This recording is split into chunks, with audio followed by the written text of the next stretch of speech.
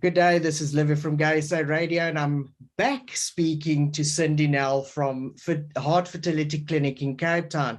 How are you, Cyndi? I'm well, thank you so much, Livia, and it's lovely to be back. Thank you so much for inviting us again. Great, no problem. Today we're talking about surrogacy, so I'm very confused about this, so you must please explain to us, all right? No problem. What is surrogacy?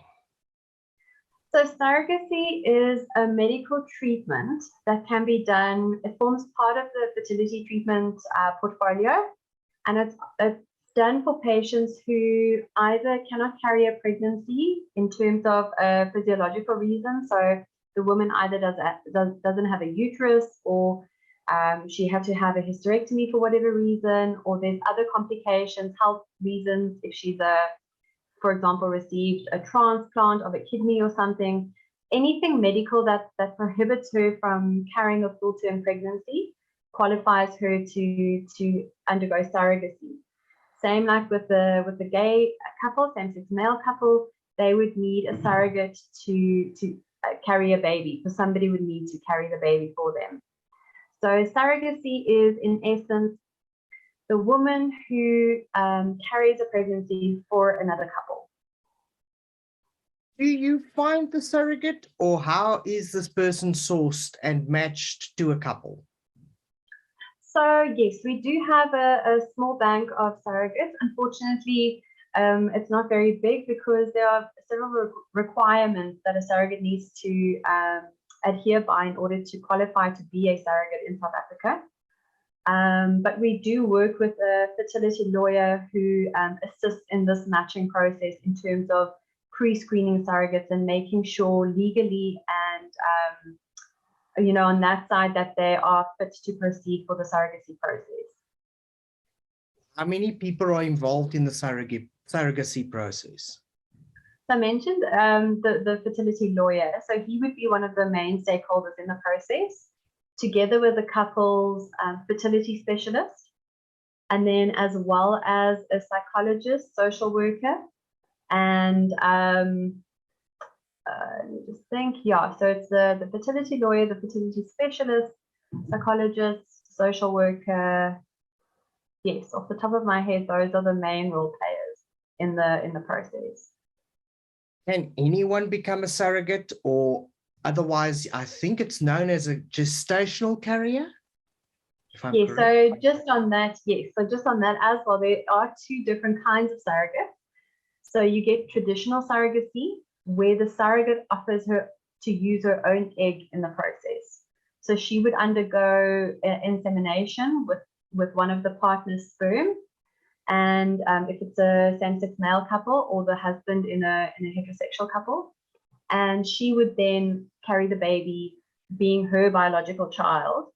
And then there's a special agreement in that case whereby the what we call the patients, we call them the commissioning parents or the intended parents.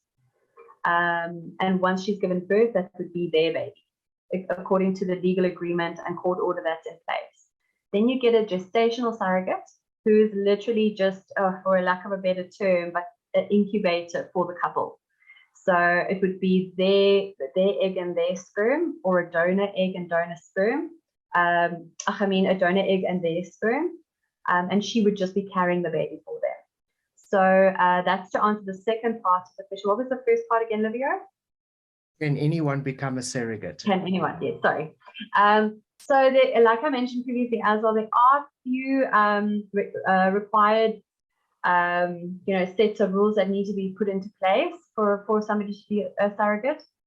So ideally, she needs to be healthy.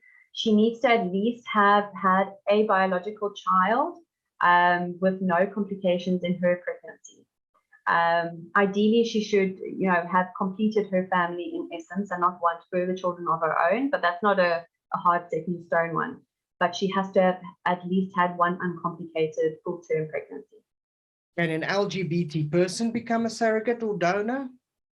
Yes, of course. Yeah, no, we have surrogates and donors from all spectrums.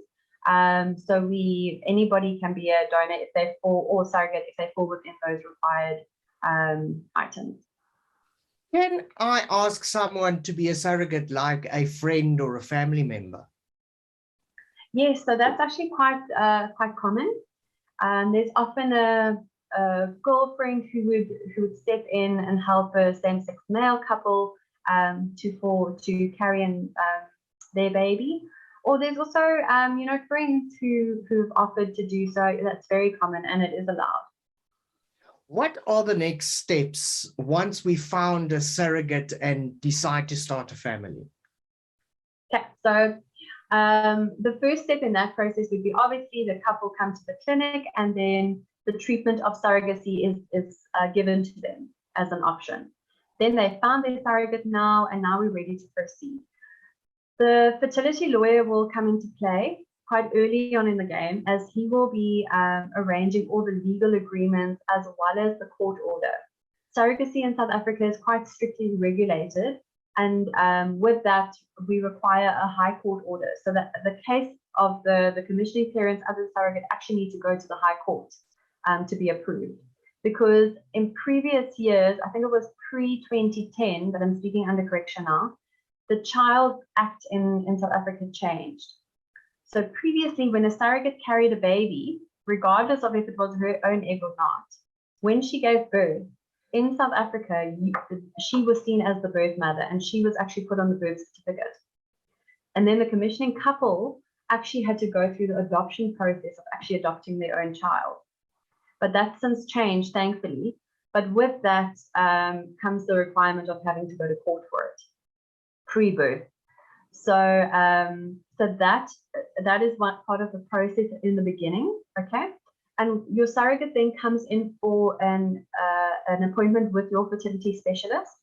The fertility specialist makes sure that she is fit and healthy to carry a pregnancy, that there's no medical reasons that she cannot proceed. We also do several tests on her, blood tests. We do infectious screening, making sure that there's no risk of any transmission of disease while she's carrying. And yes, so once that's in place, then that medical report is generated by our doctor, given to the lawyer, stating that he's happy for her to proceed. And the lawyer then builds the case and takes it to court. Once the court has authorized it, we can then start with a fertility treatment on our end. How long does the surrogacy process take? So the process in total, as I mentioned, there's quite a few steps that need to happen before actual treatment can happen. So that's very variable and quite individual. Because we live in a busy 2022 already, couples find it difficult to make these appointments because they need to come in, number one, see the doctor, then they need to see the lawyer, then they need to see the psychologist. So it's a lot of things that need to come, and you still have to do your normal 9 to 5. So that whole process, it is a little bit difficult to negate, and it all depends on how serious the couple is as well. If they're willing to take, for example, a week and a half off work and they get all the appointments done, the process of taking the application of the case to court is roughly 6 to 8 weeks. How is a surrogate different to an egg donor? Okay, so that's a good question. So an egg donor is literally just that. She donates her egg to assist a couple to conceive a baby. Okay, so her egg can be used in a female partner with the male sperm to create the baby, and that's her job done. The surrogate, on the other hand, actually carries the baby for the 9 months of the pregnancy. How are surrogates and egg donors screened? So surrogates and egg donors are screened actually quite similarly, just because we are, number one, using the surrogate's body, and then number two, using the egg donor's egg. So it is, human tissues and things that are affected. So they are screened quite stringently and quite similarly. So the only difference would be the surrogate would need to undergo a different set of tests in terms of carrying a pregnancy. So we need to make sure that, for example, she's immune to German measles. Because if she's pregnant and she contracts the German measles in her pregnancy, that means difficulty for the fetus. whereas we don't necessarily need that on the donor because she's just giving us the egg. So yeah, they are both sent for a panel of tests, including HIV, hepatitis B, hepatitis C, and syphilis. And then also we do on the egg donor side, because she's giving genetics into the equation from her egg, we test her for a certain genetic condition, which is cystic fibrosis, to make sure that she's not introducing that into the fetus. And then, but we don't necessarily do that for the surrogate because she's only going to, for a gestational surrogate, because she's only going to be carrying the baby. So those are the major differences between. Do we get to meet the surrogate, and also will we allowed to be present during the birth of the child?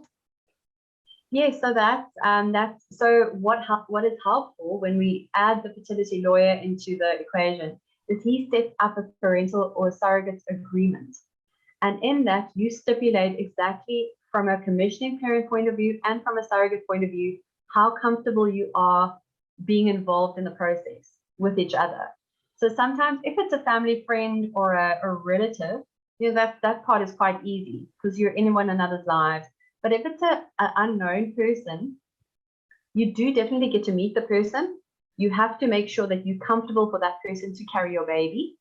So, but how involved you want to be in that part, in the part of the process. So, for example, do you want to come together to the doctor with the surrogate to have certain scans done? Is the surrogate comfortable with that? So that kind of, you know, small little things get added to the agreement. And then when the child is born, you will be there, but whether you are actually in the birthing room or in the theater depends on the agreement. Is it possible to have twins or triplets when doing surrogacy? Yes, it is possible. However, we always advocate to only transfer one embryo at a time, because humans are in essence only made to carry one baby at a time. Twins do happen naturally, and so do triplets, and that's, you know, it's nature.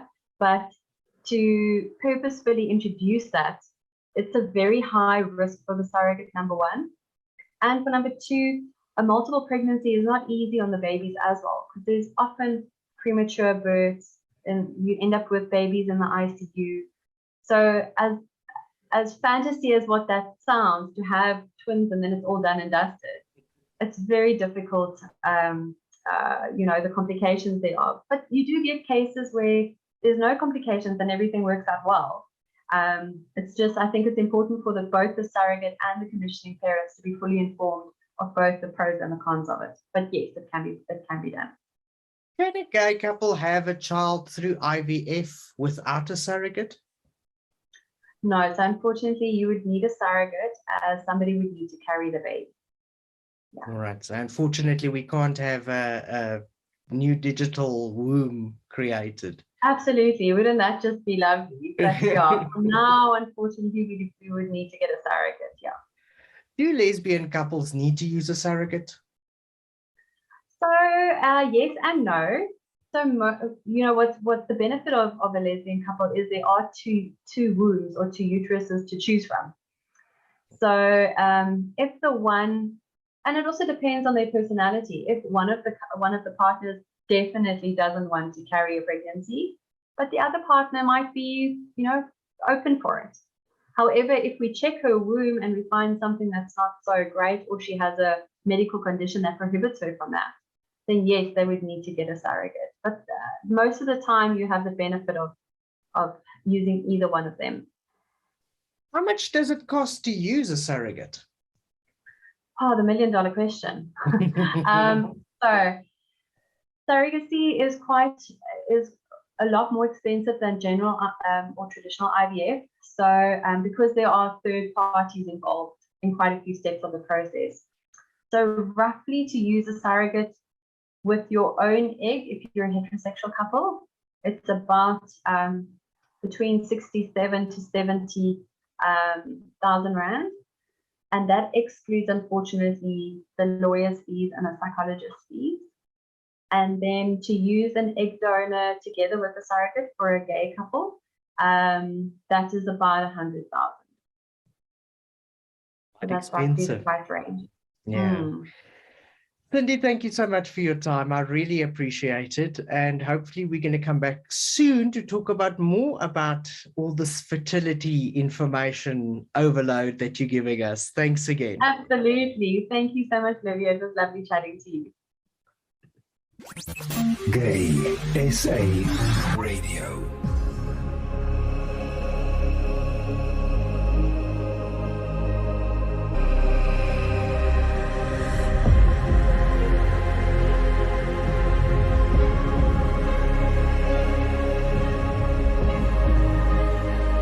Gay SA Radio, where you are family.